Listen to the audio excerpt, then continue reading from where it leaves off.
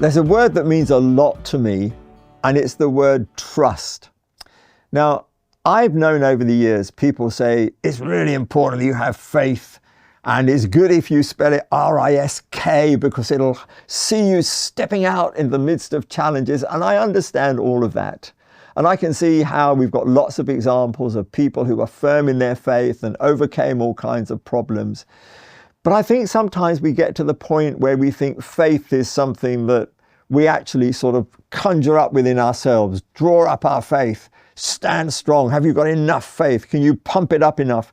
But actually, faith is better spelt in my mind, T-R-U-S-T. It's about having faith in God and then seeing God's almightiness and God's omnipotence bring the breakthrough. So it's not my faith that brings the breakthrough so much as my faith in the one who brings the breakthrough. It's kind of like it opens the door. And that's why I love trust, because trust conveys that sense of actually total reliance. I put my total reliance on the Lord. And so Psalm 125 starts off with these words: those who trust in the Lord are like Mount Zion, which cannot be shaken but endures forever.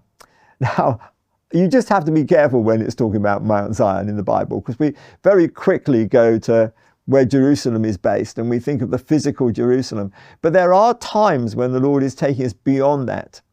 Even David, when he was building Jerusalem, was aware that he'd got a bigger Jerusalem in his heart and in his mind. When Abraham set out looking for a city, he wasn't looking for the physical Jerusalem. He'd got a city in mind, a city that we don't really discover in its fullness until we get to the very last chapters of the Bible. And then we know about the new Jerusalem. So there are lots of times when we're talking about permanence, when we're actually talking about that everlasting Jerusalem. And right here, I believe that's true, because it says that Mount Zion, which cannot be shaken but endures forever. I think it's talking about the kingdom of God in its unshakableness.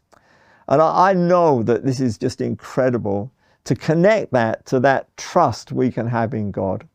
So we're going to see things. We're going to see incredible things. We're going to see God prove that things that we thought were shakeable are actually unshakable. And it's good that we've received a kingdom that cannot be moved. So keep your trust in the King of that kingdom. Keep your trust in the one who guarantees that his kingdom is immovable. It's that simple trust in the Lord that makes all the difference. And that's what the psalmist knew.